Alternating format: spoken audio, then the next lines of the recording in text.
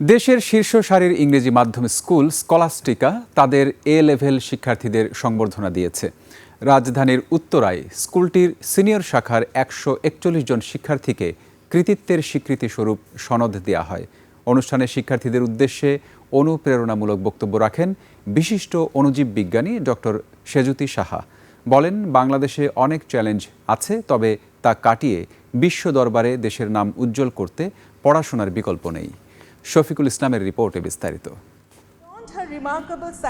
বর্ণাঢ্য আয়োজনে রাজধানীর ইংরেজি মাধ্যম স্কুল স্কলাস্টিকার দ্বাদশ শ্রেণীর গ্র্যাজুয়েশন অনুষ্ঠান সম্পন্ন হয়েছে। উত্তরায় সিনিয়র ক্যাম্পাসের STM মিলনায়তনে এই অনুষ্ঠান আয়োজন করা হয়।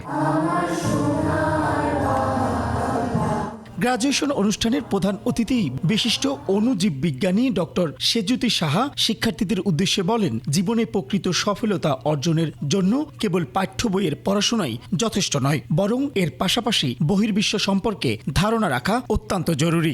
Never stop asking questions. Never stop being curious. And curiosity is not only for scientists, curiosity is for everything. শিক্ষার্থীদের ভবিষ্যৎ জীবনে সততা, মানবিকতা ও সৃজনশীলতার চর্চা অব্যাহত রাখার আহ্বান জানান স্কলাস্টিকা উত্তরা সিনিয়র শাখার অধ্যক্ষ ফারা সোফিয়া আহমেদ ও head of academic affairs Sabina Mustafa. Accept and try to adapt to positive changes. Your journey filled with purpose, success and happiness.